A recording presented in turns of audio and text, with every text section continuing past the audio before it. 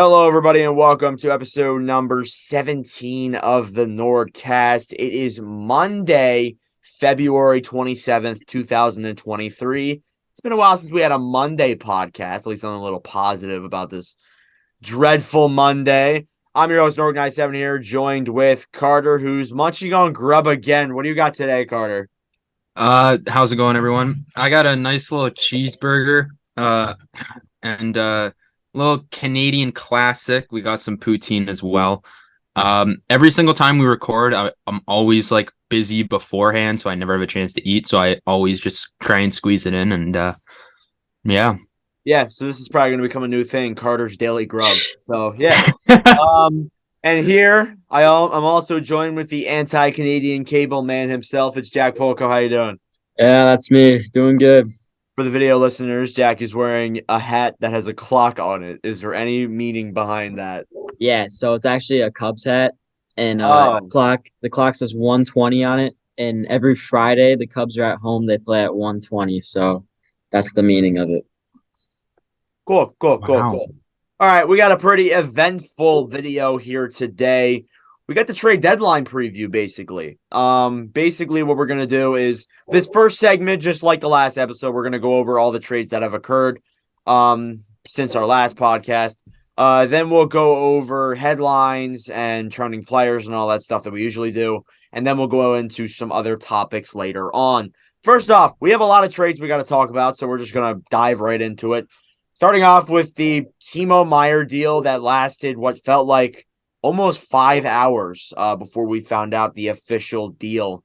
It was announced at like 4 o'clock p.m. Eastern time that Meier was going to get traded over to the Devils. Then there was like rumors of his cap being retained, which it was.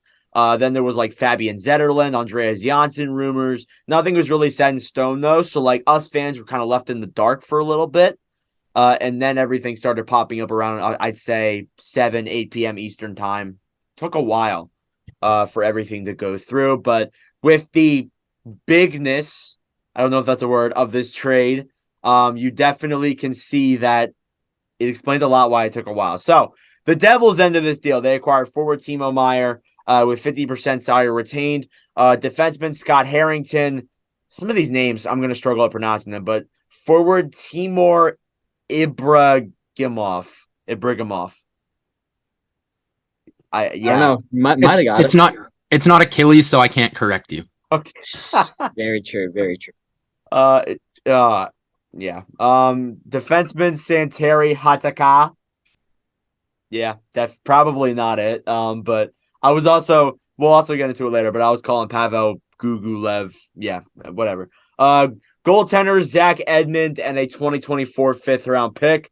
Then on the Sharks end, they acquired a 2023 first, a 2024 second, Andreas Janssen, Fabian Zetterlund, Shakir Mukhamadullin, Nikita Akunchumyuk.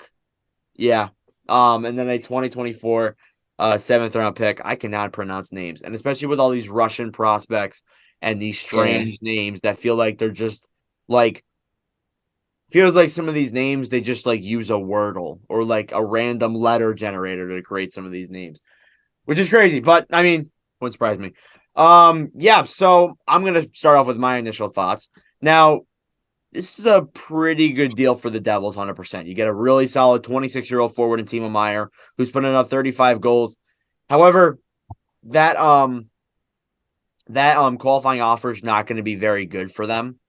Yeah, like $8 million. They have to sign him if he's an RFA. So that's the big thing. And then they also acquired like a depth forward in Scott Harrington, or depth defender, sorry. Not that big of a deal. And then the other players, honestly, they were kind of just thrown in to like filter the Devils roster. Don't understand it. And then the fifth round pick as well. If I'm also correct too, that fifth is a conditional. I'm not entirely too sure. I didn't include like conditionals or anything like that. So I'm pretty sure it is. yeah, Yeah. there's a couple conditional picks in here. But then on San Jose's side, underwhelming return. Now, you guys are gonna flip out on me because of all the names you have listed here, but Mbon Hockey said it really well. Quality over quantity. Or quantity over quality. Oh my God. Quantity over quality is what I was trying to say. I can't say anything right today, guys. I'm sorry. Yeah, like a first round pick. That's great and all. Definitely great. A second, which is good too, definitely. Janssen, he's been in and out of the lineup. Hasn't been very good. Zetterlund, pretty solid rookie. Mukamadulin, B-level prospect. I have no idea who this Akachuk guy is, to be honest. And then the seventh as well. Really, you could have gotten, and I'm going to bring up a lot of Mbon hockey points here because he really did hit it spot on. He said that, like, you could have gotten, like, a guy like Alexander Holtz. Mercer was obviously a part of the rumors, but he didn't get moved. So the only thing is there, like, it just feels like they really didn't get much in return, and it's not that good of a deal to kick off obviously the rebuild and the first big player that they move out. They obviously have a lot of other players they can trade away, like Kevin LeBanc, Tomas Hertl, and Eric Carlson, of course, but I don't really see it being that much of a change to this overall trade. So yeah, give me your guys' thoughts. Whoever wants to go first. Yeah, I mean Devils, that's a huge pickup for them. Obviously they're looking to go on a big playoff run this year. Good record, good place in the standings right now. So they get a guy like Timo Meyer, and I really think they were missing some star power outside of Jack Hughes. So now they get that other superstar in Timo Meyer, still only 26 years old, and I think he'll be a Devil for a long time after this. To be honest with you, I think he fits the team really well and where they are now and in the future. So I really like it for the Devils, and really it was a fleece, to be honest with you. Yeah, the Sharks really didn't get anything eye opening from the Devils in return. So yeah, really good for the Devils. Yeah, nothing. Yeah, that's what I'm saying. Nothing really eye opening here. If they got Holtz, maybe this deal would have been a Yeah, little bit better, then we're but like talking.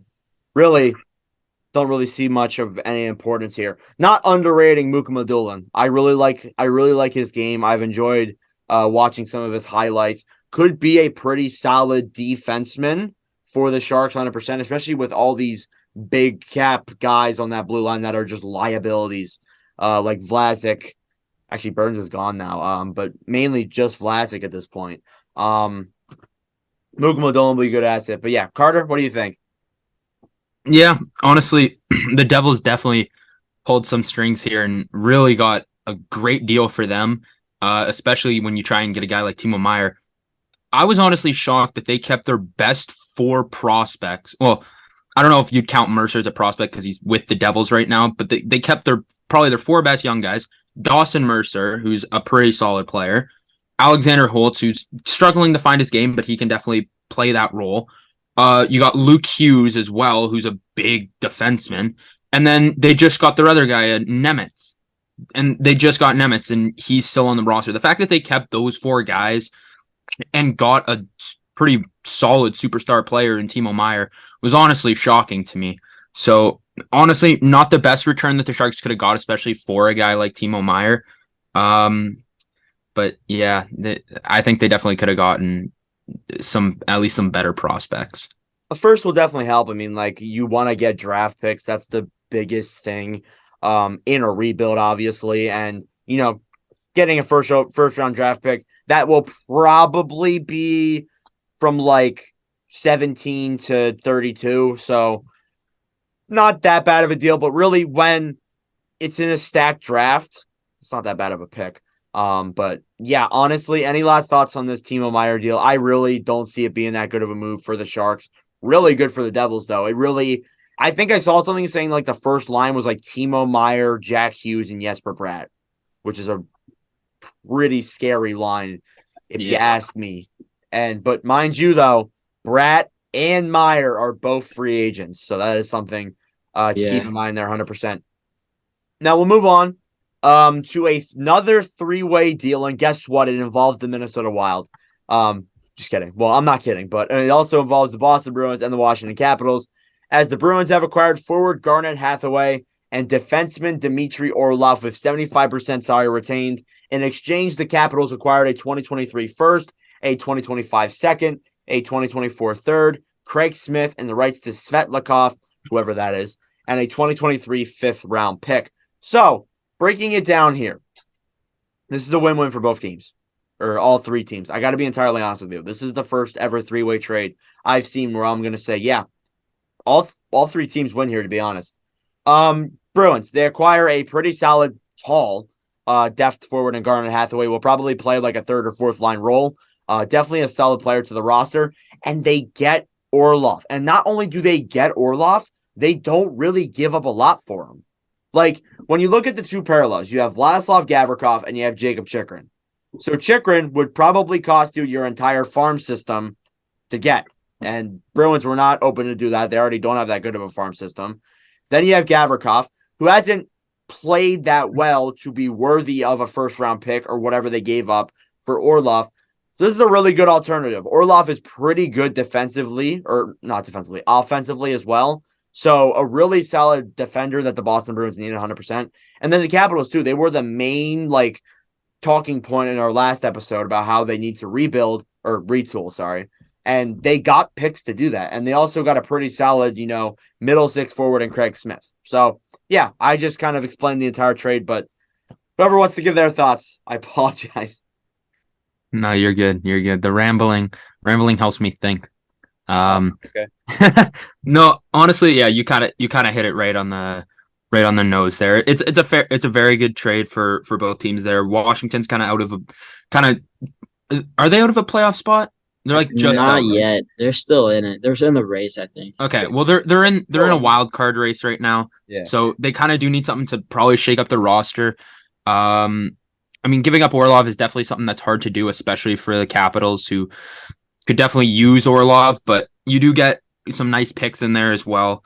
Craig Smith, he's a great piece for them to have in this deal as well. And yeah, honestly, a pretty solid deal for, I guess, all three teams, even though Minnesota not really in it, but they get a 5th-round pick for retaining 25%. I don't really understand what the Wild are trying to do here. They're just getting late draft picks. They're just like, hey, we got lucky in 2015 with Kirill Kaprizov. We're gonna do it again. Yeah, exactly. Let's just own the 5th round in 2023 at this point. Didn't they get a 5th in the O'Reilly trade? Yeah, they got like a 5th or like a. Oh yeah, they did. Oh my gosh, they're about to pull in stacking up the 5th rounders. They're just gonna have every pick, every single pick in that round. I think that's their ultimate goal. That's what the Coyotes were doing last year. Last year they had the Coyotes and the Kraken had I think it was 20% of the picks in the first 3 rounds of the draft combined. That's crazy. It was crazy how many draft picks those two teams had. Yeah, Jack, do you have any thoughts on this deal? Yeah, just def moves for both teams. Craig Smith going to the Capitals, def move there, and then I like Orlov a lot for the Bruins. I think he's a good piece in where they are right now, and I think it'll help both teams out. So yeah, win-win. Yeah, makes that blue line just incredible. It does. Yeah. Another thing I forgot to bring up too is one of the big worries that Boston's had before is that some of their defenders come playoff time would get hurt. Like Brandon Carlo or Mike Riley would often get hurt during the playoffs, and having another defenseman definitely helps. So pretty good trade overall. We'll move on to this trade between the Vancouver Canucks and the New York Rangers. The Canucks have acquired forward Vitaly Kravtsov from the Rangers in exchange for William Lockwood in a 2026 7th. Pretty underwhelming return. I knew Kravtsov wasn't going to get a lot. Okay, I knew Kravtsov wasn't going to get a 1st-round pick or anything like that. But they waited so goddamn long to make this move, almost 2 years to make this trade, and you get a 7th. I knew they were trying to get a high draft pick, but the Rangers really realized what many of us realized long ago: Kravtsov has no value. So yeah, that's more or less the deal. You guys got any thoughts on that? Yeah, not really. I heard clearing out space for Kane, maybe. Yeah, pretty small deal, to be honest with you. This next one, though, I know Carter will have some interest in. It's between the Winnipeg Jets and the Nashville Predators, as the Jets have acquired Nino Niederreiter in exchange for a 2024 2nd-round pick. Carter, what are your thoughts on this deal as a Jets fan? I actually think this is a pretty good deal for them, to be honest. Oh, 100%. I really like this deal. I really like Nino Niederreiter's game. He's like, again, he's not one of the guys that's going to put up a bunch of points. He's a solid like 50-point guy every season, but he brings just that like little element that can really help your team in the regular season, in the playoffs. He just brings just some sort of fire, some sort of spark that can really help your team go. And he's under contract for next season too. So getting him for a second round pick is something that I'll definitely take. And Nashville, we'll probably get into it later when we get to Tanner Jeannot, but they're kind of looking at kind of retooling right now anyways. So I guess getting a second round pick for them is probably pretty good as well. So honestly, I find it fair for both teams, but I do like the edge that this gives my Jets. Yeah, Predators fans, you're in for a long ride. We got a lot of Predators stuff we got to talk about in this upcoming pod. But yeah, like this is also Niederreiter's a winger as well, right? Like he plays wing. It's actually a pretty solid alternative from someone like Timo Meier. Like, I mean, you didn't need like that huge winger, and you got a solid middle six winger in Niederreiter. I think it's a good move, and especially too, we'll get into this a little bit later, but Cole Perfetti being out a little bit, definitely acquiring Niederreiter is going to help that a little bit. So yeah, I'm not sure exactly, like, because I will get into it later, but I'll just quickly say it now. Perfetti out for 8 weeks. Hopefully, it's nothing longer than that. But my assumption is Niederreiter, when Perfetti comes back, he'll probably slide in on that third line with Appleton and Lowry. That's my assumption, unless Niederreiter somehow is just playing unbelievable with Dubois and Connor. I don't see him taking that spot away from Cole Perfetti, but even if he does, I'm not going to be too mad about that. That could happen. I mean, Niederreiter came to Nashville and actually played pretty good in his first couple of games. So, yeah. A couple other like 1-for-1 moves here. The Montreal Canadiens and the Dallas Stars also made a deal where Montreal acquired forward Dennis Gurianov, and in exchange, the Stars acquired forward Evgeny Dadonov. Pretty big 1-for-1 deal here. Both players have been involved in trade rumors. Dadonov being kind of like that second option for some teams, and then Gurianov being rumored to be moved in a 1-for-1 trade. Pretty solid deal for both teams. I'm going to give it the win-win. I don't think you guys have any thoughts on that, but this next move is between the Vegas Golden Knights and the St. Louis Blues. The Golden Knights have acquired Ivan Barbashev from the Blues in exchange for Zach Dean. Actually, a pretty solid move here for the Golden Knights. Barbashev was actually garnering a lot of traction from some teams, and there were even rumors that like they could get like a second or like a first for Ivan Barbashev. So giving up Zach Dean, which is like a B-level prospect, pretty solid for the Vegas Golden Knights. This next trade is between the Colorado Avalanche and the Chicago Blackhawks. And Jack, this is the trade that you were not looking forward to, as the Avalanche have traded for Jack Johnson from the Blackhawks in exchange for Andreas Englund. Just blockbuster. Oh my gosh. We're gonna have to spend 10 minutes on this one. This is the move that Jack was just fearing. I know. He was like last night, guys. He was crying. He was just a literal. Yeah, it's sad to see Jack Johnson go. Chat. Go Jack, win a cup, buddy. Go win a cup. All jokes aside, this isn't that big of a deal. Honestly, just kind of a 1-for-1. This is kind of just like a chemistry move for Colorado. However, Johnson's had like the worst analytical season like almost ever. Yeah, like, he has not been good. He's had a bad year. But yeah, Englund has actually been playing pretty solid for the Avalanche. So yeah, not a bad deal for Chicago. The final deal we'll cover before we take a little break. The Tampa Bay Lightning and the Nashville Predators made a pretty big trade as the Lightning acquired forward Tanner Jeannot from the Nashville Predators in exchange for defenseman Cal Foote, a 2025 first, a 2024 second, a 2023 third, fourth, and fifth draft picks. So just a huge haul here for the Nashville Predators for Tanner Jeannot. What are your guys' thoughts on this deal? Because this is pretty interesting. I'll start off with Carter. What a haul for the Nashville Predators. I'm not going to lie. I was not expecting Tanner Jeannot to get this much. I thought maybe he'd get like something. I didn't think it'd be this high.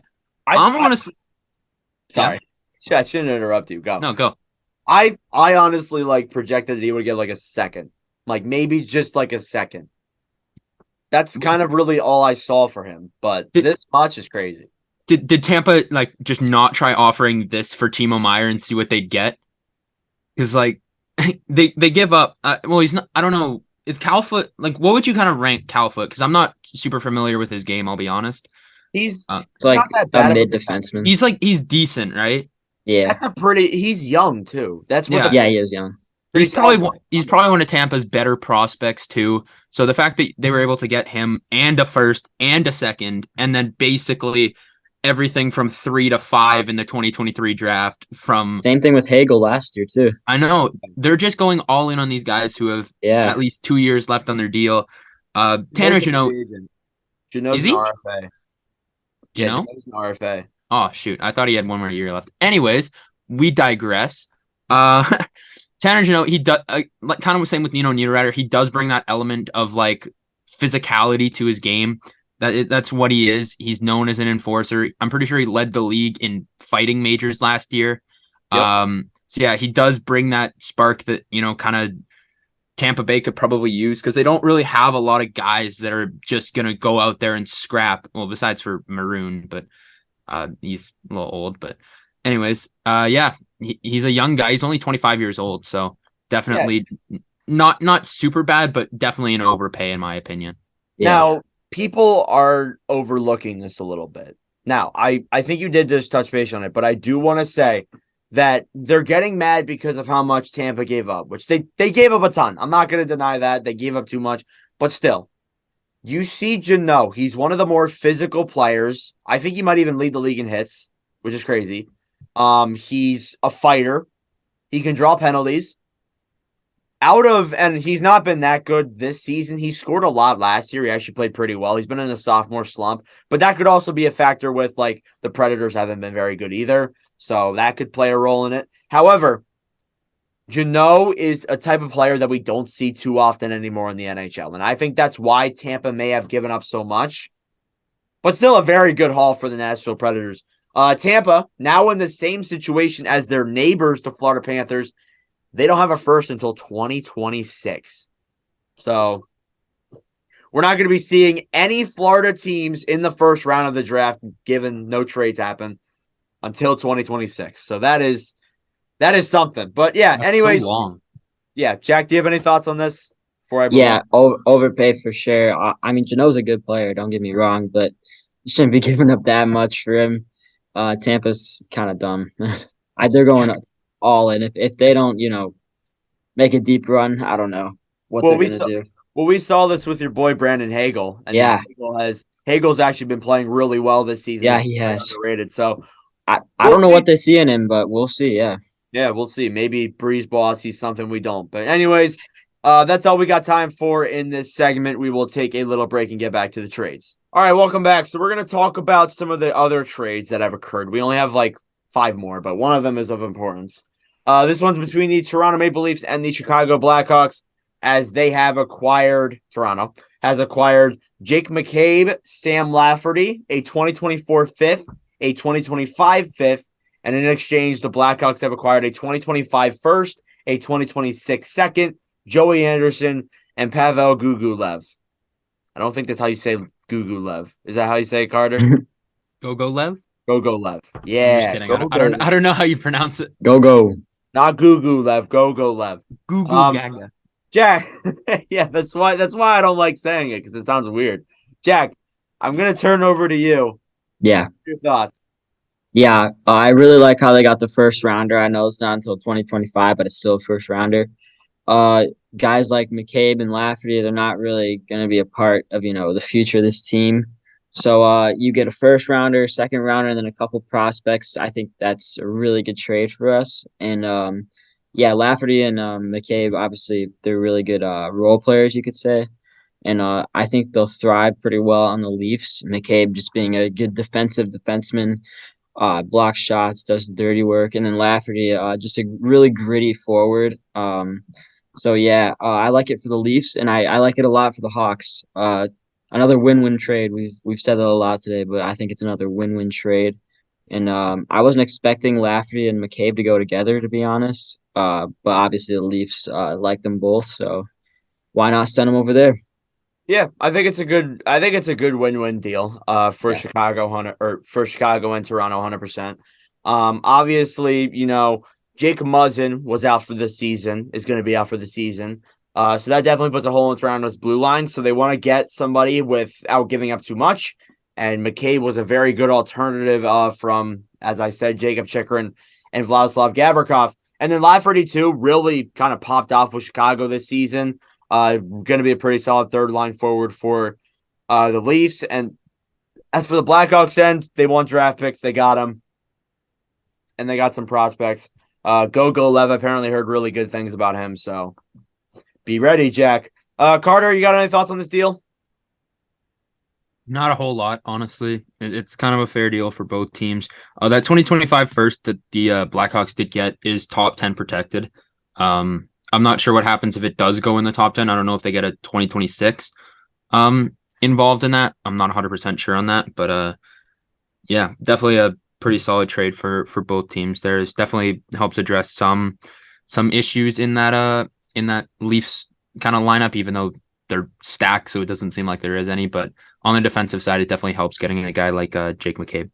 Yeah, 100%. And I also did forget to mention too, there have been a couple instances today where there have been top 10 protected picks. I think the Jeannot deal had one. I think the Bruins deal might have had one. The Meyer deal I think was like top 2 protected, but yeah, just thought I'd throw that in there real quick. But anyways, moving on here, we got 4 other minor trades that I have to announce. I'm not going to go really too in depth with them. Starting off with this first trade between the Vancouver Canucks and the Buffalo Sabres, as the Sabres have acquired Riley Stillman, and in exchange, the Canucks have acquired Josh Bloom. This other trade here between the Nashville Predators and the Philadelphia Flyers. The Predators have acquired Isaac Ratcliffe from the Flyers, and in exchange, the Flyers got future considerations, or more or less nothing. The other deal was a 1-for-1 between the Boston Bruins and the Colorado Avalanche. The Bruins have acquired Shane Bowers, who was really hyped up to be a pretty solid player a couple of years ago and has never panned out to be that. And then in exchange, the Colorado Avalanche acquired Keith Kincaid, which provides some goalie depth. And then the final deal I wanted to talk about was the Anaheim Ducks and the Chicago Blackhawks. The Ducks acquired Hosea Slavin. Yeah, Swayman. Slavin from the Chicago Blackhawks in exchange for Hunter Drew. I don't think Jack has that many thoughts on that deal. So, yeah. I don't think Jack's listening right now. So, yeah. Yeah, no thoughts. No. Looking at your phone, huh? Get off your phone. Sorry, sir. Just kidding. Jack, stop watching Chicago sports. Hey, none of my teams are on tonight, so. Oh, I figured you might have the Bulls on or something like that. I see. Yeah, no Bulls tonight. I see something glaring in the background. Yeah, I always have the TV on. Anyways, that's it for all the deals. I think I got all of them. There might be a couple that I missed, but been a pretty busy past couple of days with the deadline just about 4 days away. What, Carter? Got something? Did we do Keith Kincaid? We did Keith Kincaid. Okay, just wanted to make sure. Were you not listening? I was checking all the trades, so I wanted to make sure I had all of them, and I guess I wasn't paying attention. Okay. Classic. Moving on to headlines. We'll start off with the big news. Linus Ullmark scored a goalie goal since the last time we were on the podcast.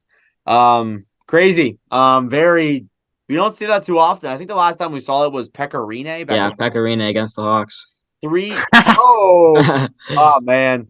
3 years ago, Pekka Rinne scored the last goalie goal. So Linus Ullmark becomes the first to do that in 3 years. He's having a Vezina level season. He's most likely the favorite to just win the Vezina by a mile. And then he has a goal to add to that. So the funny thing is too, is like there are some people that like I saw a TikTok today saying some people that have more goals than Josh or more goals or less goals than Linus Ullmark. I cannot talk today, guys.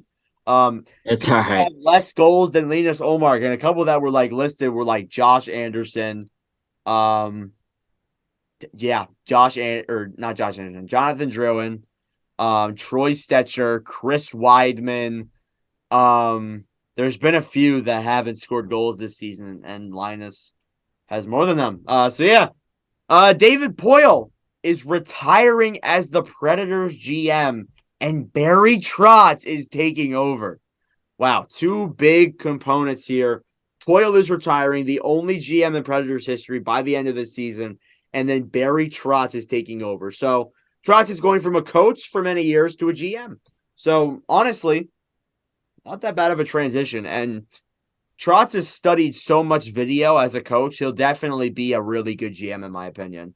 So definitely a really good move there for the Predators. Poyle's obviously been a part of this team for a long time, and I think 24 seasons they have made the playoffs 15 times, which isn't bad. Next news here, we got some injury related news. Arbor Xhekaj has announced that he is out for the season with a shoulder injury. Unfortunate news for Wi-Fi. Kasperi Kapanen was claimed by the St. Louis Blues off of waivers from the Pittsburgh Penguins. Kapanen has not been very good for Pittsburgh this year. Kind of surprised he was even claimed. Cole Perfetti. We mentioned this a little bit earlier, but Perfetti is going to be out for 2 months. Carter kind of mentioned basically saying that, the Niederreiter deal definitely is going to help out with that. But, it definitely helps out with the long-term injury that has come towards him. Moving on here to some other news. Craig Berube has apparently called out the St. Louis Blues in a press conference following the loss to the St. Louis Blues, to the Vancouver Canucks in overtime. Carter's laughing, dude. I don't know what's going on. I think I'm tired. That's why I'm saying all these random stuff. But I'm gonna play the clip and then we'll discuss it. So we'll be right back. A lot of our best players not doing the job. Why do you think that's the case? I don't know. You have to ask them, Jim. I guess they don't care about the team. I don't know. And they should go out and play with inspired. Our best players don't play with any passion, no emotion, and no inspiration at all. They don't play inspired hockey. You cannot play in this league without emotion, grit, and being inspired. They're getting paid lots of money, and they're not doing the job. End of story. That's it. That's what it boils down to. So that really sounds to me that Craig Berube's lost the locker room, to be honest. I mean, when somebody comes out and says that, they're playing with no passion, it look like they just don't care. Sounds like it's somebody who's lost the locker room. But additionally, they have had so many moves that does play a role in it. But not very good there. This other really strange thing also happened as well. Apparently, following the Dmitry Orlov trade, Columbus supposedly had a deal in place with the Boston Bruins for over a week, and Boston repeatedly asked for more time. CBJ apparently wanted to do the trade ahead of the deadline so they could potentially flip the Boston first to the Coyotes in the possibility of getting Jacob Chychrun. I don't understand that logic. Why would you want to get Chychrun? You're rebuilding! Don't understand. Yeah. I guess it does make sense they were in on him last offseason. If they actually got him last offseason, maybe this team would be better. But too many injuries on this team for them to possibly be better. Yeah. That's really all it boils down to. And then the last piece of headlines here, we also have another clip I want to share with you guys. Fire Hextall chants have begun, and they are like clear chants too. You can clearly hear them. After the Penguins were down 6-1 by the Oilers after 2 periods, Pittsburgh fans started chanting this out, and I don't think it's very justified. But anyways, I'll play the clip. It's basically just them saying Fire Hextall, but you can hear it's the whole arena.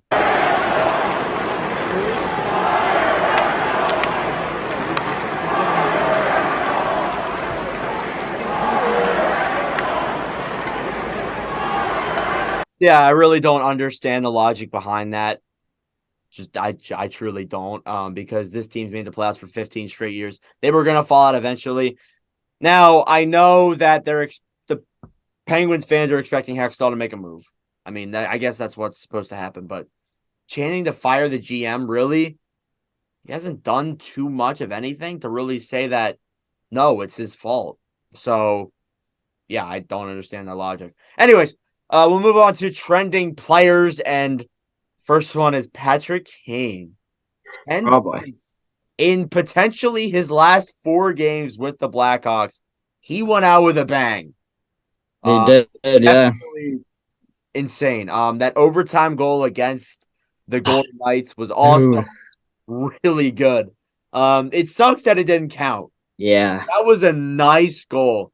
Like I that's a know. nice traditional hockey goal that you see. I wish it was a buzzer beater too in overtime. Would have been awesome. But yeah, 10 points in his last 4 games played. And also, by the time this podcast up, Patrick Kane may be a Ranger. Who knows? As well as that too, Keandre Miller's also in trending players for spitting on another player. This is also another weird story. Completely unjustified. Have no idea why he did this. Just being a really dirty player overall. Honestly, and it kind of like it reminds me of like the Brendan Lemieux thing when he bit Brady Kachuk. Kind of all goes Oh back. yeah, I remember that. That was brutal. Yeah. Another trending player is John Gibson, who has been playing just out of his mind these past couple of games for Anaheim. 3+ games with 50+ saves in a month.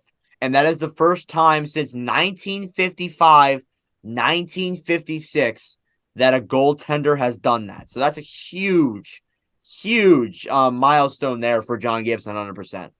And then the final trending player before we get into game of the week is Connor McDavid, as he has officially reached, as of I think about 10 minutes ago, 50 goals. So yeah, for the Incredible. first time ever in his career, he's reached 50. At this rate, he's moved faster than David Pastrnak. How many goals could McDavid realistically get? How many games left? Around 20. Here, I'll Carter's look. going to look it up, but So they're at 60 right now, but I don't think that counts this game. So they're at 61. So there's 11 games left. 11. Isn't that 21? Oh yeah, 21. Sorry. Yeah. I'm very No, it's bad okay. at math. Yeah, I am So- too. I am 50 goals in 62 games. possible. I'll do the math. Honestly, he's played at a really high level, and he is right now. The Oilers Yeah. also have a really easy schedule coming up. He could get like 70. He could get like 75, maybe even. I think so. Maybe not 75, but 70 is a possibility. I think he'll definitely hit 60. I think I think My 60. guess, Yeah. my guess is 65. I think 60 Yeah. is definite, but 70 might be pushing a little bit. But I think if he like just picks it up, he could. 100%. It'd be nice to see him score 70. That would be something to see. Yeah. When was the Um, last time we seen that? What, Mario Lemieux? I have Team no idea. Like, I think Mario was the last time we've seen a player score 70. Probably. Yeah. Goals, goals, goals. I guess that's the rhetoric now in the NHL. Well, it obviously has been. Anyways, moving on to the final piece of our news-related type topics here. We'll go to game of the week, where I'll give it to Carter. Carter, what's the game that everybody should tune into? All right. So there's actually, honestly, in my opinion, there's a couple good games to watch this week. One game that I would probably go out of my way of to watch. We got the two top teams in their respective divisions. We got the Carolina Hurricanes, first in the Metro as of right now. And then the Vegas Golden Knights, who are first in the Pacific. So we'll get to kind of see those two top teams, maybe eventually. Well, I guess this would be in 2 days. So maybe one of those teams make a move here before the deadline. Maybe we get to see a new player in those uniforms. But yeah, honestly, I find that being the game of the week. Yeah, very good pick. We'll transition out of the news and headlines and take a look at something that we have been cooking up. We're gonna guess, and I've gotten together, I think 25, maybe 30 players here, and we're gonna guess where all of them go. So yeah, we're gonna start off with Patrick Kane. I think we all have the answer. We're just gonna kind of say it. New York Rangers. I think it's universal. I think we all have the same one there. Yeah, Right. Rangers. Yeah. Carter. No, Boston Bruins. I don't know, guys. I think the Jets could make a realistic run here. Oh yeah, totally. I think Blake Wheeler and a 4th-round pick is enough. Sure. They couldn't get Taze, so they went for his brother. Anyways, we'll move into the other players here because Kane's the most obvious one. He's probably going to get traded before this podcast even gets released. Jacob Chikrin. Who do you guys think? We'll go off with Carter because I always forget Carter. So we're gonna start with Carter. You always just forget me or Jack when you have one of your it's when one you of have the one two. of your buddies on. You always forget. Me and Jack are the afterthought of the NordCast. There's a couple teams that I feel like could definitely use a guy like Jacob Chikrin. I don't really have one set team in mind. If I had to go with one, I could realistically maybe see Buffalo making a run at him. He's a pretty young defender, and they still are a young team. Especially getting a guy like Jacob Chikrin, you could pair him with Darlene, you could pair him with Owen Power. You could pair him with a lot of guys on that roster, on that back end there, and he'd help them shine for sure. So I think if Buffalo's realistically trying to make a move here, either late in the season or early next season, Jacob Chikrin is the guy to look for. Yeah, I like Buffalo. That's a good pick. Jack? Yeah, I said staying put. I think, there's teams that are in on him that we've heard, and I don't see any like front runner that's really truly motivated to get him. Just just injuries and stuff like that. Really high asking price. So I said staying put. I think that's justified. Yeah, I don't see anything wrong with that because he does have multiple years left on his contract. But yeah, we'll see. I have Chikrin actually going to the Ottawa Senators. I think that there's been rumors around that, and honestly, even though Ottawa won't make the playoffs this year, Chikrin next season on that Sens team, that's a playoff team. Not going to make the Stanley Cup, Jack, but that's a playoff team. Hey, there's still a chance. Hey, you never know. We do never know. Sens could still make the playoffs and then go on a Cinderella run. They're not out yet. Actually, neither is the Blue Jackets. They're going to win every game from now on. Anyways, Gavrikov. Who do we got? Carter. Me? Okay. I don't know. He was rumored to go to Boston, and that was my entire thing on Gavrikov was he's going to Boston. He's going to Boston. He's going to Boston. It's still probably a possibility that he could still go to Boston, just for the fact that I don't really see another fit for him besides Boston. I think I'm just going to stick with Boston.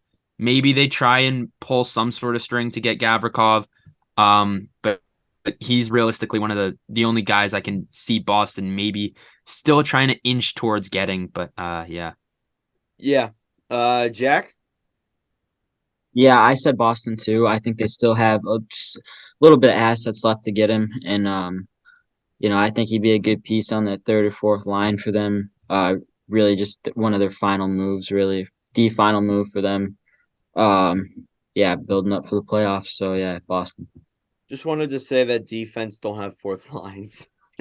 Oh shoot, sorry. Gavrikov. I thought he was a forward. Oh, he's a defenseman. Oh shoot, Jack, do your yeah, research. Oh, casual hockey fan. Jack. Oh my gosh, of course he's wearing a baseball. I thought he was a hat forward to for the hockey longest time. podcast. He's not even like wearing like a base. He's not even like wearing a blatant baseball hat. I just think he's wearing a clock. He's wearing a clock. Have you ever like gotten people like asked that if you wear that in school? Like, why are you wearing a clock? No hats in school though. No hats at what? No. Yeah, we don't have that either. We can't wear hats. What? I wear hats every day in school. I would do that if there was a literally. Okay, every other school, every other high school in my fucking province. Sorry, but every other single school I've had, every other school can wear hats. Every year that I go to a school, no hats, and I don't it's the most understand bullcrap thing. I I have fun with my hat choosing too. Like I'll spin a wheel and then I wore Ottawa Senators to school today. I don't understand the rhetoric behind you guys not being allowed to wear hats. It's just stupid. Apparently it's a security thing. Yeah. Well, we can't have our hoods up. I guess that we can't have hoods up either. That's oh my god, so stupid. Yeah. Anyways, going back to Gavrikov, I said Carolina, maybe. I mean, like, Carolina is one of those teams that could come in and surprise us because they're not in on anybody right now necessarily. They were in on Meyer. However, that's obviously not a possibility anymore. I haven't seen them in on that many other players besides maybe like James Van Riemsdyk, but we'll get into that in a little bit. And also, I don't want to break what we're talking about here, but I do want to go back to the McDavid goal pace. I looked it up. I did some research, aka I scrolled on Instagram and I found that McDavid is on pace for 67 goals. He's on pace for 66.12.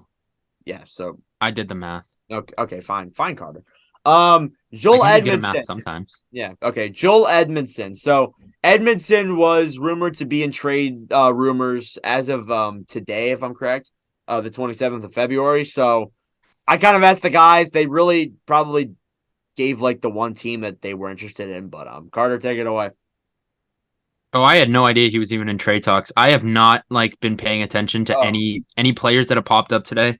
But if there was a team that I could see him going to, maybe Ottawa. Ottawa could, I think, maybe take a run at him because as you said with Chychrun, they do kind of need a defenseman. And Edmondson, I feel like would probably be a pretty solid fit. He can play offensive, he can play defensive, he can play physical. He's kind of what you'd want in a pretty all-around defenseman. Yeah, for sure. Jack? Yeah, I said LA Kings. I think they're in need big time of defenseman. And yeah, I think he can help out that core.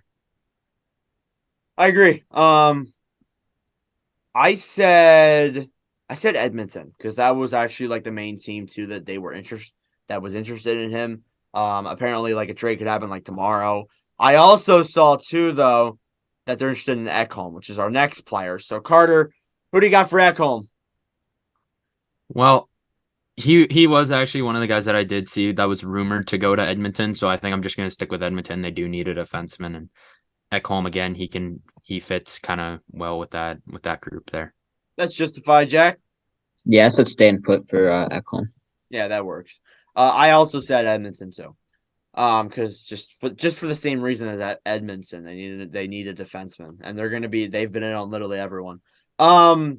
Weird thing, I didn't think I'd be adding this guy here, but JT Miller has apparently become a rumored player to be moved at the deadline. I can't see it with the 8-year contract, but Carter, if he had to go anywhere, where would he go? I'm just gonna say staying put. I don't think that there's really a way that they're gonna get rid of JT Miller as much as they'd want to. I don't see a team that can realistically make an offer for what Vancouver thinks they're gonna get. I think Vancouver's playing him way too high, probably in these trade talks. So I'm just gonna say he's gonna stay put out definitely for this season. We'll see what happens in the off season and next season as well, but definitely staying put. Jack? Yeah, I said staying put too. Like Carter said, we'll see what happens in the future with him. But yeah, for now, he's staying put. Clean sweep. I also said staying put. He's a locker room cancer. He may be a pretty solid forward, but nobody wants that in their locker room. To be honest with you. And as well as that too, they really screwed themselves over with the term in that contract. No way somebody's picking him up for 8 years. No way. And as well as that too, he hasn't even kicked into the contract yet. So he's still on his other deal. Yeah. Next up, James Van Riemsdyk, Philadelphia Flyers forward. Carter, who you got for him? Honestly, I don't know. There's a bunch of different teams that I could see him going to. That's what makes me happy. There's a lot. I know. Maybe we get a cool pick. Oh my gosh. Maybe Chuck Fletcher will trade for like Nathan McKinnon or something. I don't know. Something stupid. If anything, he'll trade JVR for a 7th. If anything, I wouldn't mind that because it frees cap. But anything, he'll sign JVR for another 7 years. He'll give him a 10-year extension. I'll quit. I'll quit being a Flyers fan. All right. Anyways, continue. Anyways, JVR. Again, there's a couple teams I want to go to. Realistically, I don't really know. Honestly, I'll give 2 teams. 2 teams I think he could go to. One, Dallas, they could definitely use a guy. They already have Joe Pavelski who will sit in front of the net. If they get another guy, that just really screw up teams trying to game plan because they'll send one line out that can really dominate that front of the net and get Pavelski out of there. But then what happens? What happens on your next line? You send JVR right back out there. So that could definitely help them there. And then a possible reunition. I don't know what you reunion. I think that's what you say. Reunion. Yeah. Possible reunion to Toronto. It's possible that Toronto could make a run. I don't know how they'd make it work with the cap. They'll probably have to give another 5th round pick to Minnesota again. But yeah, realistically, it's possible that that he goes there. Build up on those fifths. Build up. That's where the draft's at, Jack. Yeah, that's right. That's where it's at. That's where you get the steals. JVR. I said I said Dallas. Yeah. Dallas. I think they're gonna need to make just a little bit more pieces here if they want to make a good run. I don't see them making a good run with the roster they have now. So I think a couple moves for them and they'll be good to go. The worst overtime team in the league. Yeah. We're also losing to Vancouver right now as we're recording. I just saw that on my little tidbit thing here. And then as well as that too, Philadelphia also sucks in overtime. So, yay. Why are we taking games to overtime? Just lose in regulation, please. Why are we getting points? Damn it. Oh my God. I've watched actually a couple of those OT games and they're boring as hell too. James Van Riemsdyk, I said to Colorado. I think Colorado can maybe use him. They've also been interested in him as well. So I think that would be a pretty good move. John Klingberg. Who we got? Carter? Probably the main rumored one there has been Edmonton. They've kind of been around John Klingberg. I think they've tried a couple different times. They've checked in on him a little bit. I think Edmonton is probably, I don't know if it's the best fit for him, but I think that's a team that's most likely going to make a heavy push to get him. Yeah. Yeah, I would say the Leafs, but since they got McCabe today, I'm going to say no more Leafs. So I actually said reunion with Dallas. That could happen. Klingberg back to Dallas. That was my number 2. Yeah. I had Edmonton, but as well as that too, Colorado apparently has kicked tires with him. That came out today too. So, yeah. Sam Bennett, Florida Panthers forward, rumored to be on the move. Carter, who do we got? Don't really know too much about this guy. I know. I haven't heard a lot on teams that are interested in him at all. I'm just gonna say staying put because I'm not 100% sure on what teams are interested in him. I don't know what team could really definitely benefit from him. If there was a team that possibly maybe Ottawa, maybe they could use a guy like that on their roster. I don't know how that'd really work, but yeah. That'd be kind of like what the Florida Panthers did at the time when they were trying to acquire a solid middle 6 forward for their roster. Yeah. Jack? Yeah, I said Colorado. I honestly think he'd be a pretty good fit there. That's not bad. I actually like that. Good pick, Jack. I said Minnesota because I was kind of connecting the dots because Minnesota wants to add a forward. And that's not a big forward, but it still is a forward nonetheless. So yeah. Bennett's in Minnesota. Nick Jensen. We'll have a couple of Capitals players up next. Carter? Nick Jensen, I have him staying put. Yep, I do. Oh, well, not clean sweep. I have Jensen going to Seattle. I think he could be a solid second pairing defender. Lars Eller. Carter? Again, a lot of Capitals here rumored to be on the move. I don't know. I didn't really have him going anywhere. I'm gonna say staying put again. Yeah, me too. There's not a lot of guys that I can see Washington really trading. I think that was I think they made their move, and I don't know.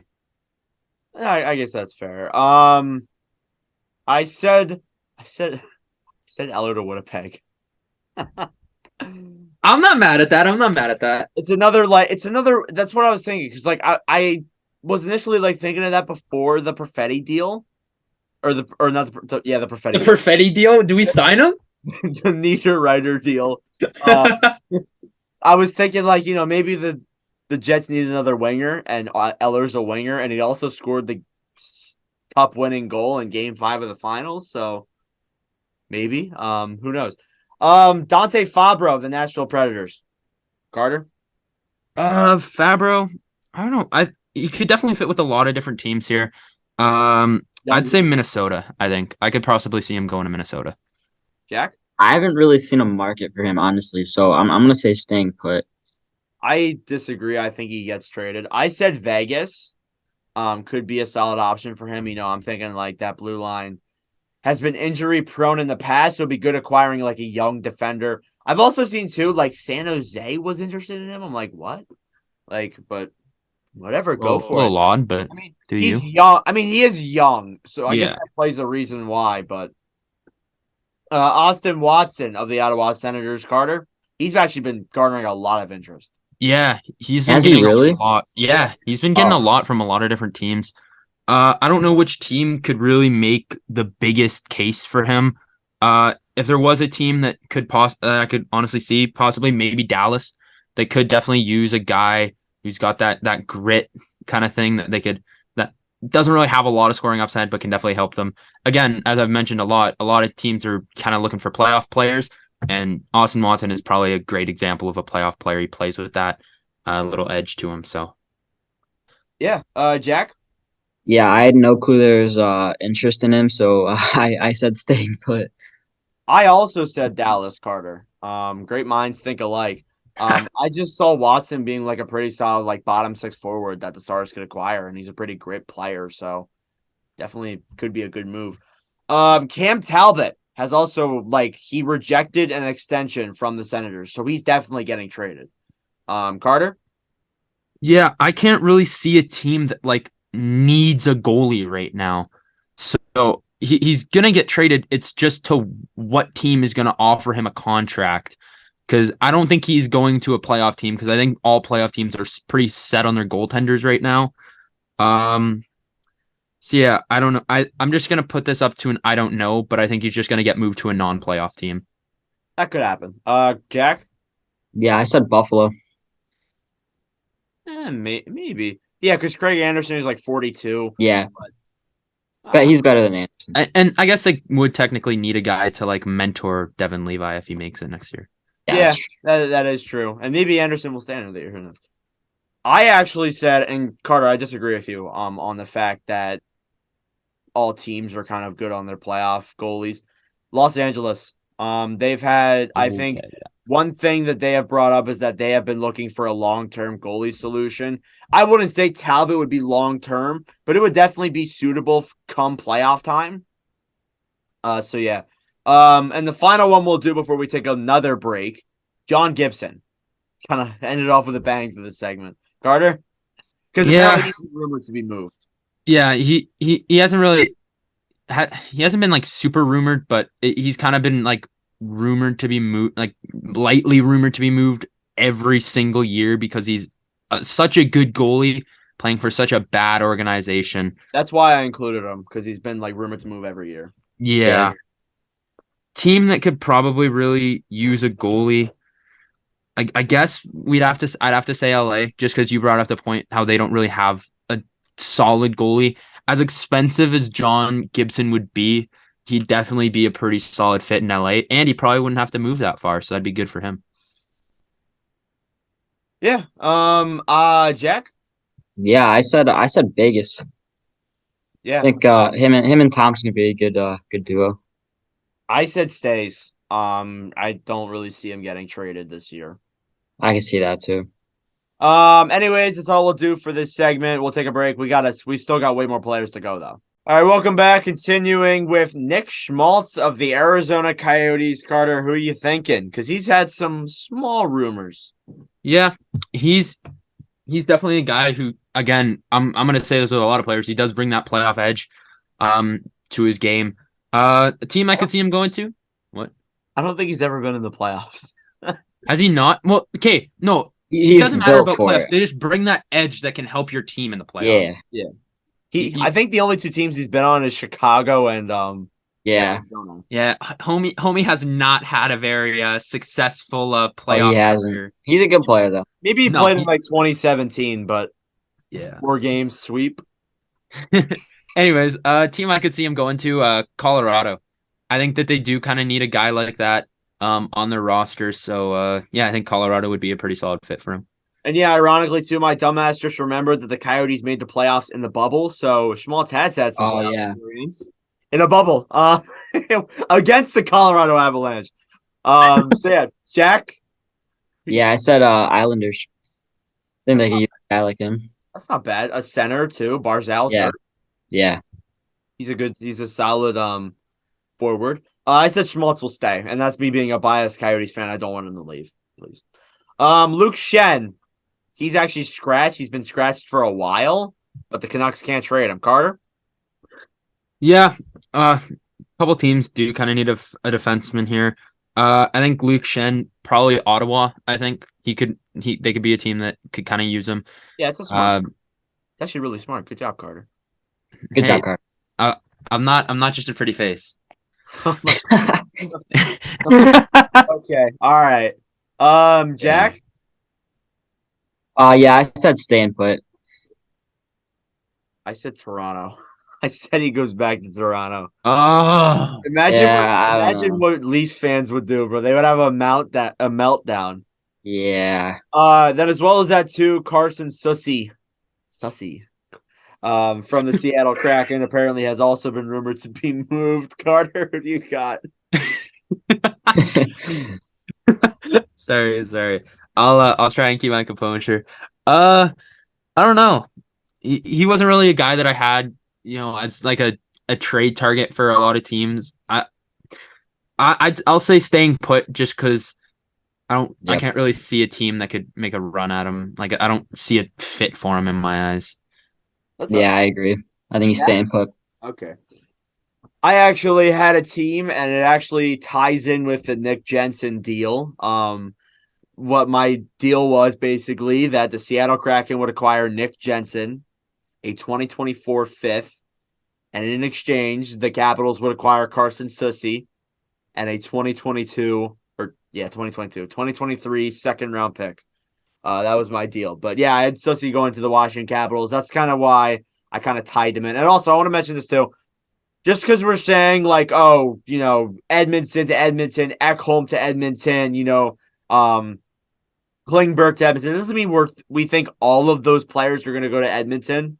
Yeah, I do. They're trading for the whole league. Yeah, we're just saying that that's a reliable destination where we think they could go. So yeah. Moving on to Connor Murphy of the Blackhawks. Carter? Yeah, Connor Murphy. Not really like a big time player in any means. He probably gets those big time minutes in Chicago because Chicago's not really a top end team. But sorry, Jack. No, it's okay. Connor Murphy, he could definitely play with a lot of teams here. I'm gonna say Edmonton. I feel like they could kind of use a little bit more depth on their roster there, so I think he could probably slide into that team pretty well. Jack, he's one of your favorite players. Yeah, he is one of my favorite players actually. I think he's staying, but he just just signed a 4-year deal. He's got kind of the heart and soul of the team now. He did sign a 4-year deal, so I guess there's really no point. I also said staying put. I really can't see him going anywhere. Yeah. Brock Besser. Carter? Brock Besser. I'm honestly like really sad at the downfall of Brock Besser. I'm gonna be honest. It's like really upsetting because I love Brock. Realistic trade destination. I'm gonna say the New York Islanders. I think they. Well, actually, no. I take that back. They just made a deal for Bo Horvat. I'm an idiot. I was like, oh, like they're building up a big team with Bo Horvat and New York Canucks. Yeah, exactly. That's what they'll turn the New into. York Canucks. Now they just need Pettersson, Demko, and who else? Boudreaux.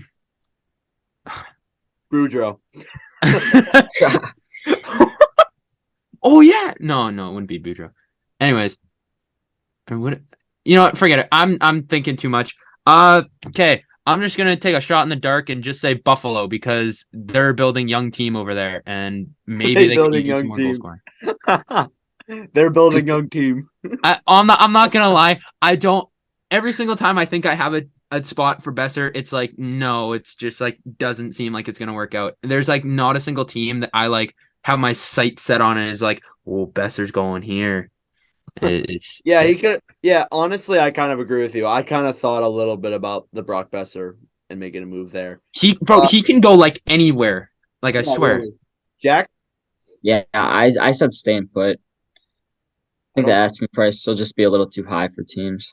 Yeah, maybe. I said Minnesota, because obviously Minnesota, as I mentioned earlier with Bennett, they're looking to add a forward, so maybe Brock Besser could be a good addition. And then as well as that too, I think even Besser's agents talked to them, so kind of connected the dots there a little bit. Nils Hoglander, young player. Carter, who do you got? Niels Hoglander, I'd say staying put.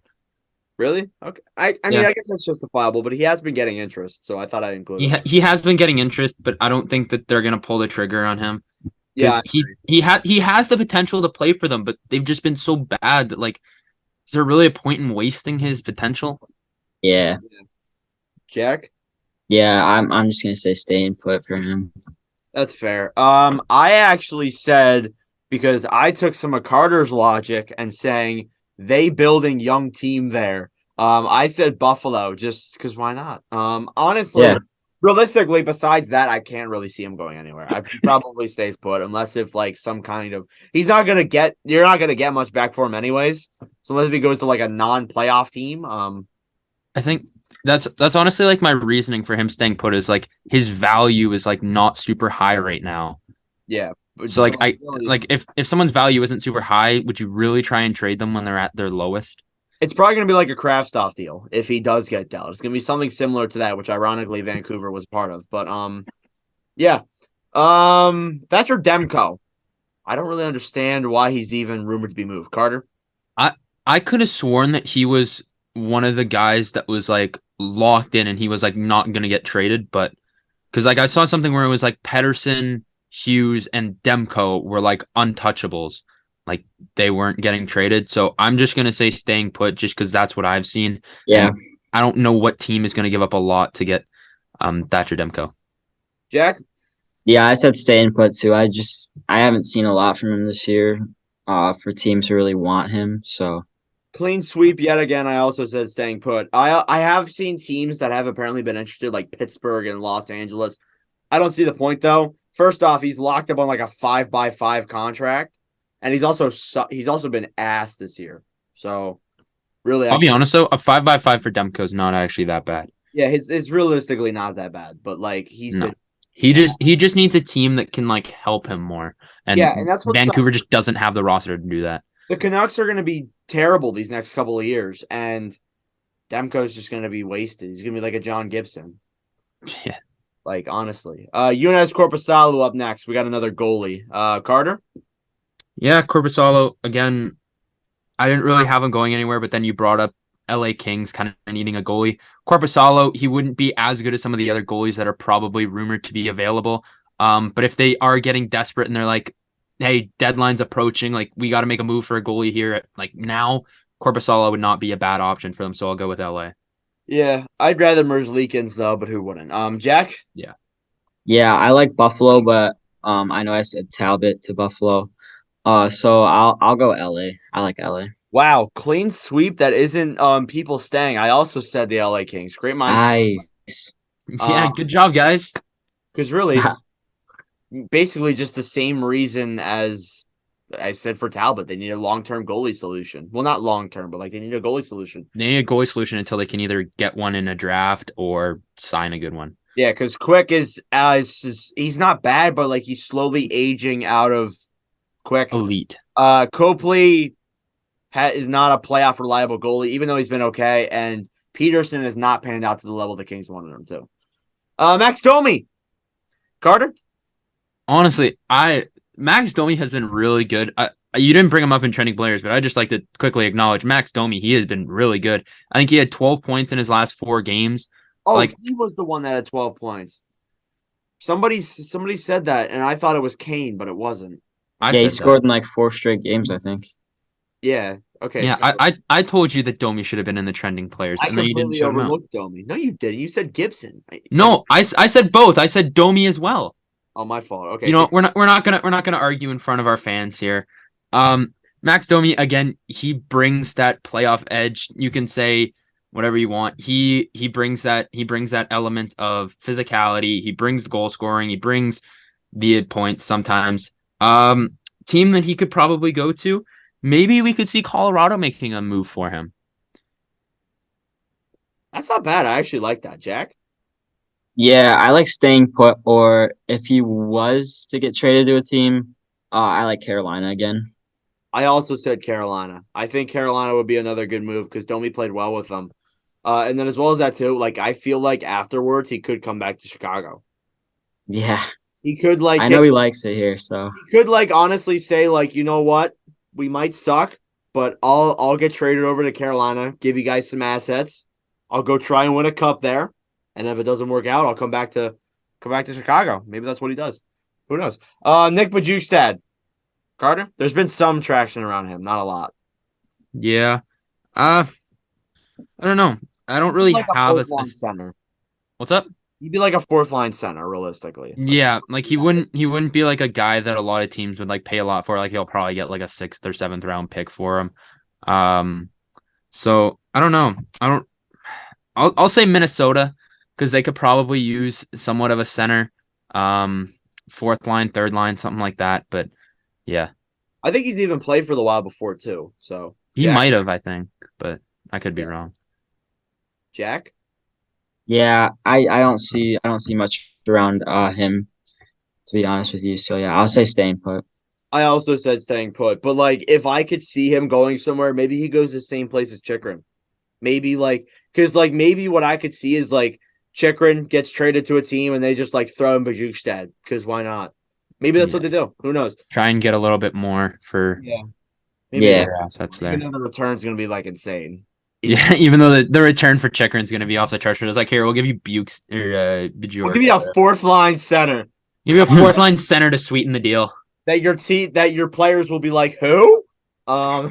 Who's this guy that we just traded for? Who's this irrelevant forward?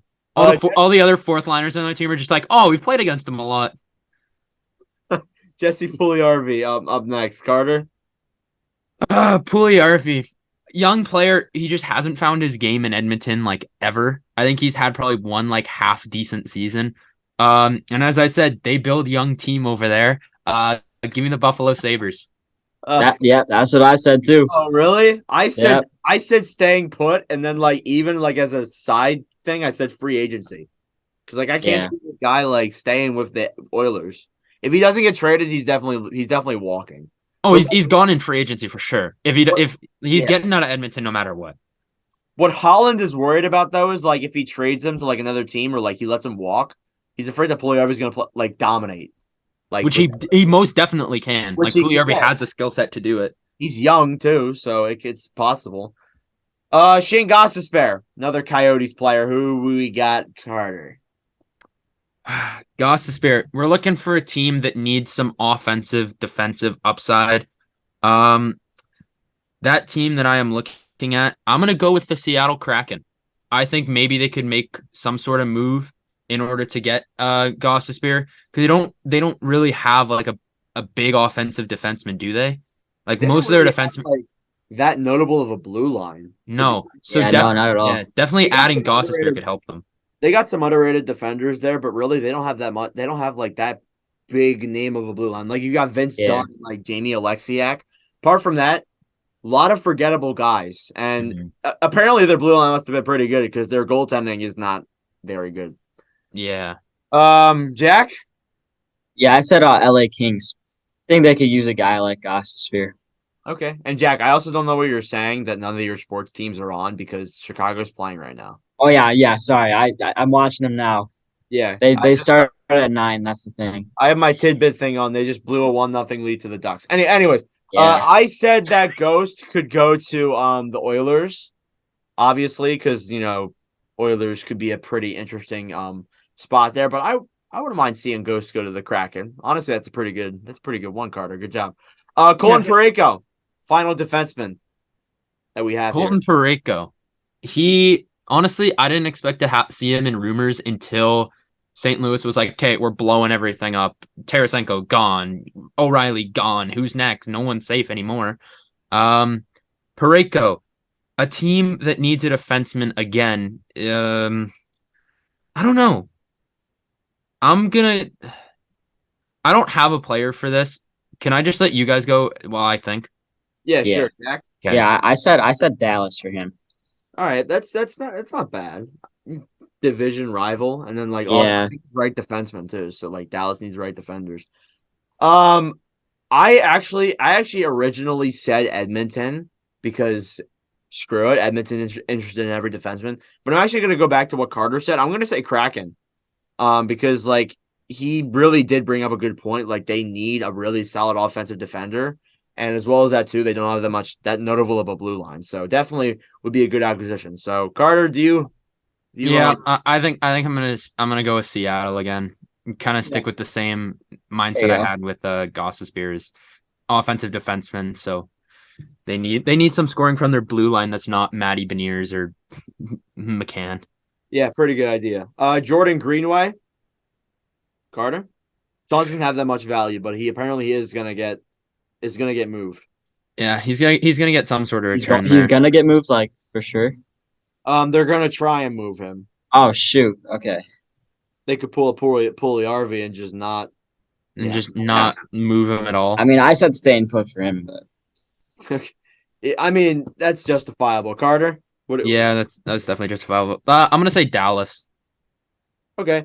I had another one that like it connects to another player. Like I said, Brock Besser to Minnesota. The return would part of it would be Jordan Greenway. So that's what I said. So Greenway to Vancouver is more or less what I said. And then last but not least of all these players before we get into our final topic, Gustav Nyquist. Carter. Gustav Nyquist. Yeah, I don't know. He's a player that I could see going to a bunch of different teams. If there was one team that I'd have to say, I'm gonna go with Carolina. That's not bad. Jack. yeah, I said staying put for him. Like a lot of the other guys, like I said, I don't see like a big market for him. But I like Carolina though. I also said staying put. I just can't see them really. I can't see Nyquist really going anywhere. Also, I want to give a big shout out. Mikko Rantanen has officially reached 40 goals this season. So, round There of you go. applause, Avalanche fans. Yeah, so we'll move on to Fill our the last sentence. topic here, and it's kind of similar to what we did in a previous episode with Mbon Hockey. Let me share my screen here really quick. So, basically, what we're gonna do is we're gonna tier rank all 32 teams once again, between whether or not they are going to be buyers or sellers. Apologies, taking forever for me to share my screen. For the audio listeners, you can't really tell what's going on here, but for the video listeners, you're gonna be able to see pretty much everything here. So, one thing I just realized is that we don't have Seattle in the in this, so I'm gonna need to remember that. Should we start off with Seattle then? Yeah, we'll start off with Seattle. So, where do you guys realistically think that Seattle would be? Would they be like passive buyers? Because we actually added that from the last time we did this with Barner. We have 5 columns now. What do you Yeah, guys think? I would say passive buyers. That's justifiable. Yeah, I'd probably go Yeah. passive buyers as well. I'd go passive buyers. I don't think they have to go too heavy. They still have a decent future. So They aren't in on that many players. I saw them in on Jonathan Taze. That's the only one I can think of right now, really. Like for somebody that like, but Taze is staying in Chicago, so Yeah. I digress. We'll go to the beginning now. Anaheim. So I think we all know without a doubt Anaheim's going to be sellers. So Yeah. let's mean, just lock that in. more or less, they could be passive sellers though, because like really, who are they going to deal? Yeah, that's what I was thinking. Because they got like John Klingberg. Klingberg, maybe John Gibson. Apart from that, Kevin Shattenkirk, maybe I forgot to add him on here, but I haven't heard Is Adam Henrique under contract? he is. I did see actually somebody commented on my Devils deadline preview on YouTube saying that maybe the Devils should get Henrique, but I don't see Henry getting moved though. He has been like pretty solid for the Ducks this season. Like he hasn't been like bad or like outstanding by any means, but he's been pretty solid for the Ducks this Yeah. year. Do we want to go passive sellers or we don't want to just stay sellers? I would just I would say stay sellers. We'll just keep them at sellers because there is a couple pieces that they could realistically move. Like Yeah. Coyotes, I think without question, they'll be sellers. I mean, they got Chikrin, they got Gossespierre, they got Schmaltz, they got Bajukstad. They got apparently Karel Vizmelka. I forgot about him as well. So yeah, I think without question we'll have the Coyotes be sellers. Boston Bruins. Are they done yet exactly, or do you guys think they'll make another move to stay buyers? What do you guys think? I think we could see one more move coming, maybe another defenseman. I think one more like minor move. So honest, I'd put them in passive just because they're not gonna go out and like out of their way to like get someone. But if the right option's there, I think they'd take it. Yeah, I also agree. I think we'll go passive buyers for them. Buffalo. Now, Buffalo was in on Meyer, from what I heard, but now Meyer is at the Devils. I haven't seen really any other rumors involving Buffalo. So do you think that with that, do you think they'll stay put? I think staying put could be a viable option for them. I mean, I think so too. We've said a ton of players here that Buffalo could go out and acquire, but this group has done so well that it's not that maybe staying put's a good option. So I'll leave it to Carter. Carter, you're a big Buffalo guy. What do you think? Yeah, I am the spokesperson for Buffalo on this podcast now. Honestly, I think that realistically they'll probably stay put. I'd honestly want to put them in passive just because they're probably going to look for a young guy. Because again, they build a young team over there. But yeah, so kind of the same thing as Boston. They're not going to go out of their way to buy someone, and they're not going to just do nothing and just sit back and be like, yeah, our team's good, but if the right option's there, maybe they take a shot. Yeah, I'm gonna put them in stay put though, because honestly, I don't think if they're gonna be aggressive at all, they won't be they really won't be. There's pressure on them definitely to make the playoff, but at the same time there isn't because they've done so well this year. Yeah, and no one thought they would. Yeah, so exactly. Kind of, I don't know. Like they haven't made it in ages, so maybe I have no idea. But anyways, Calgary, they're actually kind of interesting because they've fallen out of a playoff spot and they're out of it by a pretty decent margin, by like 6 points, I think. So, what are we thinking? I don't think they sell. Yeah, me neither. But they don't buy either, so I think they might have another scenario where they stay put or be passive sellers. But I don't see anybody they could really move though, realistically. Yeah, I say stay put. Yeah, I think they just stay put.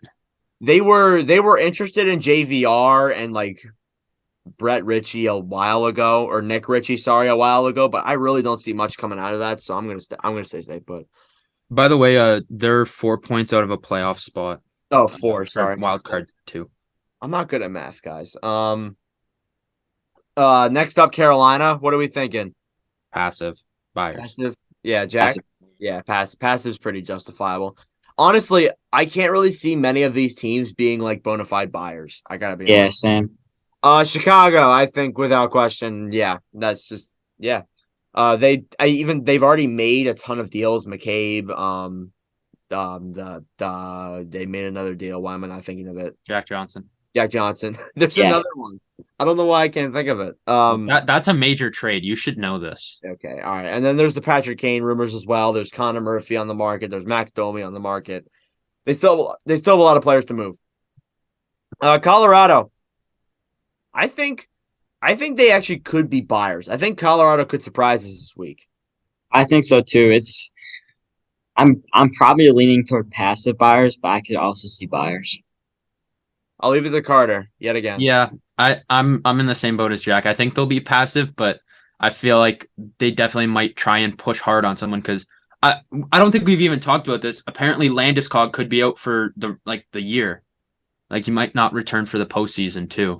Oh, really? I saw one post on that from a Avs fans like Snapchat story, and then I saw another one on Instagram.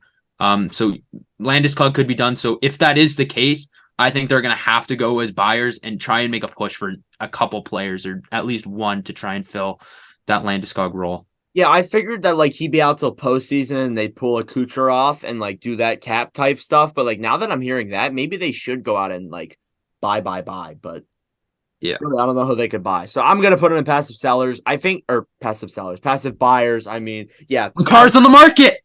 They're selling. McKinnon gone. Landeskog gone. Makar gone. All of them. They're rebuilding around Jack Johnson.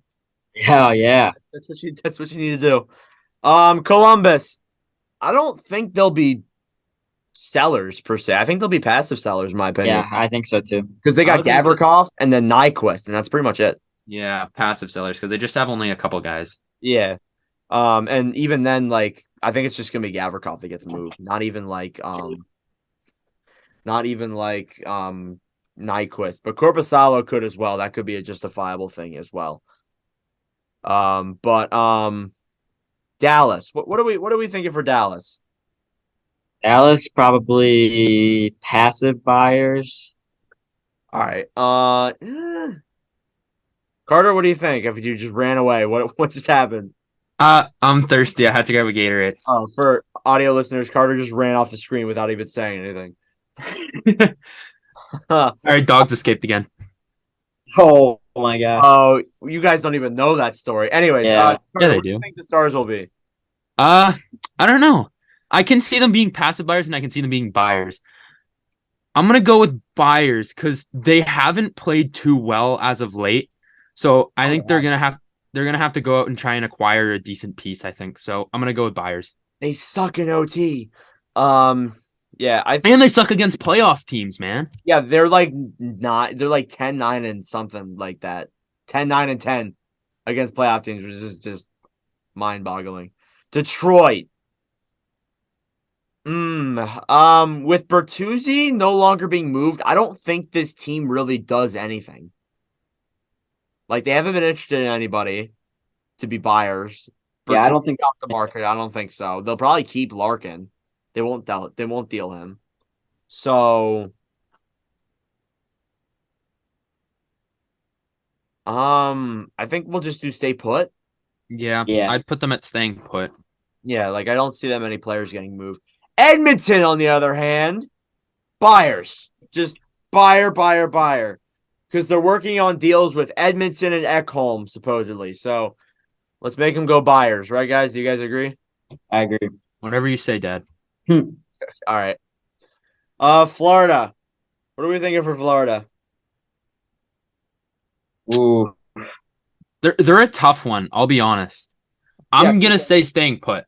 Yeah, they're in the playoff race, and they actually have a lot of their games left at home. Yeah, probably stay put. I could also see passive sellers. Yeah, I'm gonna just stay put as well. I agree. Los Angeles. They're Passive. in on Chikrin. That's basically it. Yeah. I mean, like, honestly, the other thing too, we've brought it up a couple times before, but like they could also go out for a goalie. So I'm gonna say passive buyers. Yeah. Minnesota. I think they could also just be passive buyers, to tell you the truth. Because like Mhm. they've been in on Brock Besser, they've been in on a few other guys, but like nobody really too big. So also I'm gonna go with passive buyers. Montreal. I think they'll do passive sellers because of all the injuries they have. My guess is silent. No, they'll. I think they'll be passive sellers because they don't have a lot of like expiring deals that makes them want to sell like just Yeah. everything and blow it up because they have a good future.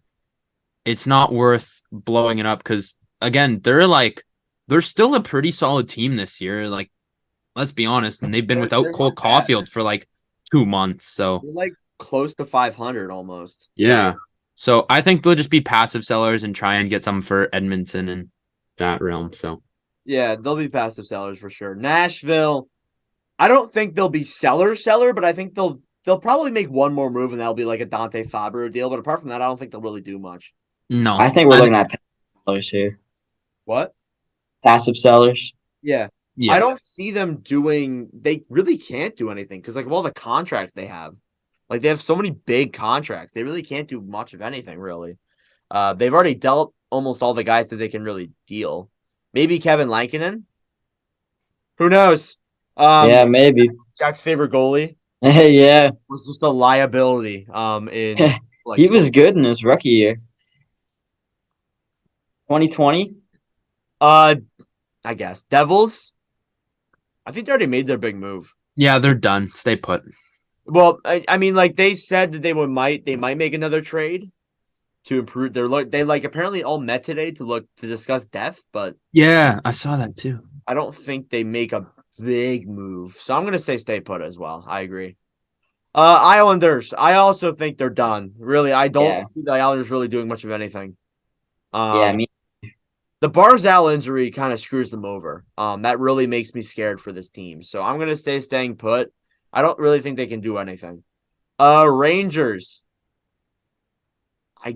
I think after the Kane deal, I think they'll be done. Yes, passive buyers. I guess passive buyers, yeah, because who knows? Maybe they'll make another cat move and surprise us. Hearing the New York Rangers have acquired Jacob Chikrin. I lose my mind. Ottawa Senators. I'm low-key. Passive buyers. Yeah, I'm low-key. That's like the first non-playoff team that I say, yeah, passive buyers. Because like they're like not in the playoffs. They probably won't make the playoffs, but they'll still be a pretty good team. They're still a really good team. And they'll just get guys with term. Like that's really what they'll do. Flyers. Oof. Passive sellers or buyers? Probably passive sellers. I want to say passive sellers, but I've seen so many rumors of Tony DeAngelo, Ivan Provorov, Travis Konechny was in rumors for a little bit and he's gone. So JVR, I don't know. I'm just gonna say sellers because I feel like that's where they should do. But are they? No. Kevin Hayes too. Maybe they can move him. I really hope they'll have to retain some salary, but it would suck. I love Kevin Hayes. It's just signed to an ass contract. Pittsburgh. I don't think there's anything really either. They don't have that many players they can move, or really go out and get. So I'm gonna go stay put. San Jose sellers. I think they still have a lot of pieces left to sell. To be honest with you, so I'm gonna go sellers since nobody else is talking. St. Louis. I think they got one more big deal left. It's Colin Parayko. Apart from that, I think they'll just be bona fide passive sellers. Yeah. They've already made all their big deals. So Colin Parayko. They've already blown up most of their roster. So yeah. Tampa. I think they're done. Yeah. I think they're done as well. I agree. I don't see them make it. They don't have any first until 2026. So yeah. Toronto. But that still means they can trade it. Oh, they can still trade their 2026? Well, they traded their 2026 second or something. Someone traded it 2026. So I guess they can. Maybe. Who knows? Chikrin. Whoa! Besser. I don't know. Leafs. I don't think they make another move. I think the Leafs are done as well. I think they're done too. They've still been rumored in things, though. That's what, I think they stay put, but maybe they make some sort of minor move or something. And I think their last move was today. McCabe and Rafferty. Who knows? Maybe they'll shock us and trade for a forward. Yeah, maybe. JVR. Do it, Toronto. I don't care. Take the cap off of us. I don't know how the hell you would management of all teams, but you know what? Go for it. Vancouver. I don't think they'll be seller, but I think they'll still give up a couple players.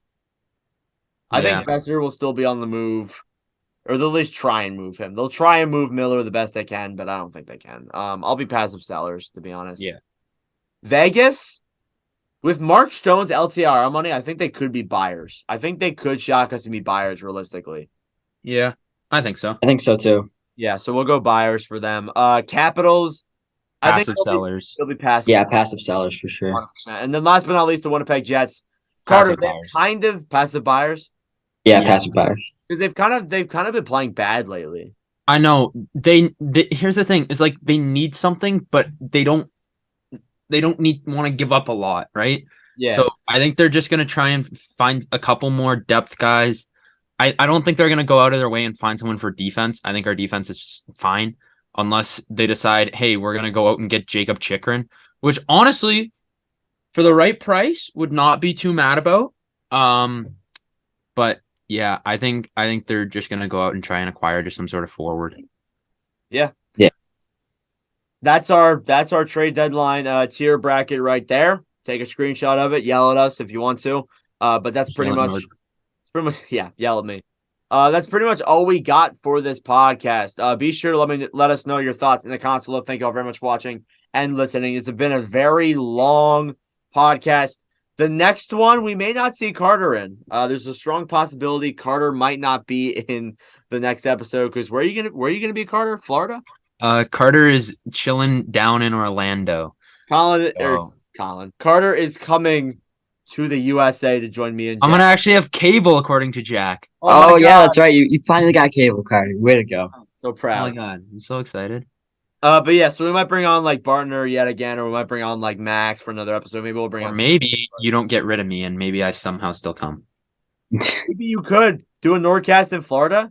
Realistic NordCast by the pool? Oh my god. Yeah, yes, do it. Real committed people will do that. And as well as that too, you should have your nights free and available to record with the gang. And I'm not gonna be eating. Yeah. Maybe you still will be. I definitely still will be. I'll be snacking on something. Just at the family dinner, just record. Or maybe me and Jack will solo a podcast. Who knows? Yeah. Anyways, I'll go to one of the Disney fucking buffets and I'll have Mickey join the pod. what's up, guys? It's Carter. It'll be like 9 p.m. though. Oh wait, you'll be in Eastern time now. Oh yeah. Oh, God. And Jack will be alone. But anyways, Oh yeah. thank you all for listening. We're about to run out of time here. Really do appreciate it to listen. Give us a good review. Subscribe if you're new. And yeah, we'll see you guys in the next podcast. Adios.